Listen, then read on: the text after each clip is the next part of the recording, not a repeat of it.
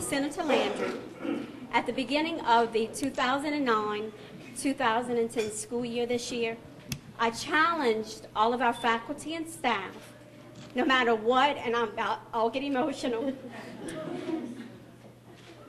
no matter what our job entails, and it's difficult most of the time, but no matter what our job entails, when we step foot on this campus, we're to always put the children first. Because if we do that, we can't go wrong. And I challenge them, if you commit to this, I want you to sign this wall. And it serves as a visual reminder of why we do what we do. So I wanted to challenge you when it comes to education, and you're making decisions, and you're fighting with the big dogs, put the children first, and you'll never go wrong. Thank you. And let me say that you have my commitment. And if I stop doing that, you all come hold me responsible, because I know I'll get in trouble with this one. So, all right, now who's going to hold this ladder so I don't fall on my head? All right, y'all going to hold it, and I'm going to climb up here. All right, hold it tight. Woo! Let's see. Can I go up one more?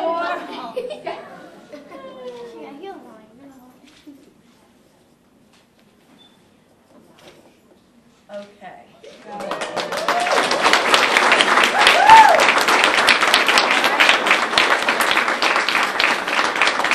Thank you all.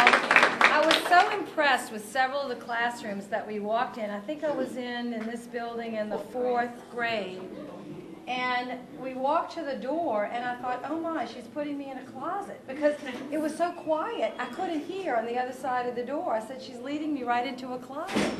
But it wasn't. I was going into a class where everybody was just so quiet and so attentive. And then we went over to see the pre-K across the street.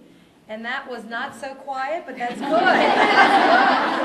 Pre-K, you remember when you were in pre-K, how noisy you are when you're in pre-K? But that's what pre-K should be, and they should be having fun, so that was great. And I'm so excited about the new building. It's going to be beautiful, and that you all will be soon celebrating your 100th year.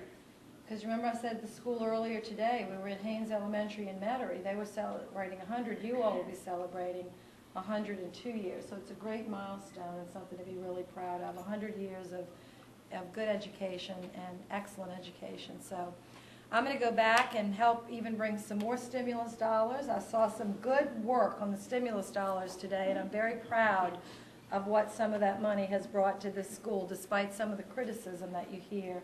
It's actually working beautifully here. So God bless you all, and I'll let the other members of Congress know how well you're doing. And the president, too. When he asks me, I tell him Thibodaux doing just great. All right? All right. Thank you.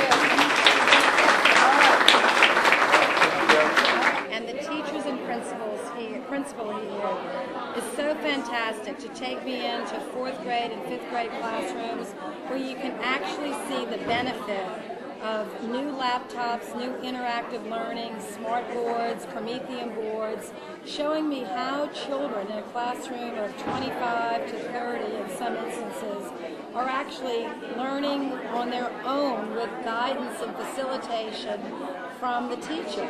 And that teachers now can become facilitators, and students are doing so much of their own learning. And that's because technology is making it possible, and because the federal government is investing in education through these stimulus dollars, and I'm very proud of it and very happy to see what's going on here at Thibodaux Elementary. I know a lot's been in the local media, especially, and I don't know if you've heard some of the stories and all. Assumption Parish, just north of us, is laying off 96 teachers.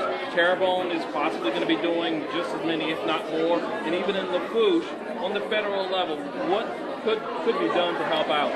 Well, let me say this. The federal government has already stepped up in a significant way, despite some opposition at the state and local level, mostly at the state level, against stimulus dollars. The stimulus dollars that have come into the state helped to prevent those layoffs last year and a little bit on the year before. And we're hoping to do what we can to extend that help this next year. But the state has to step up as well and say, you know what, education is off limits for cuts. And I hope the state will do that. I mean, I know we all have to balance our budgets, we all have to tighten our budgets, and I understand the federal government has the ability to deficit spend and state and local governments can't. But we've made some significant investments in education. Now is not the time to cut teachers or to lay off these extraordinary professionals. So we want to hold them to high standards, reward them for excellence, and maintain and be faithful to them in the budget process. And one of those ways that would actually help out, and I think a lot of the school boards, they held on to that information, waiting to find out Race to the Top. Well, Race to the Top is still ongoing, although we were terribly disappointed, and actually I was shocked that we didn't get in that first round, because we have been on the cutting edge of so much of this reform from the beginning. But we're still in the hunt for that money, whether it's $50 million or $100 million or $130 million, whatever it is. It will be extremely helpful to our state. But again, the federal government has stepped up its commitment to education by billions of dollars. And the states are just going to have to find a way to streamline other things and help keep the investments in schools, because this is where it is. We're trying to teach children on $5,000 to $10,000 a year. I mean, that sounds like a lot of money, but it takes a significant investment to provide quality education to each child in this state, and that's what our goal is, starting actually before kindergarten.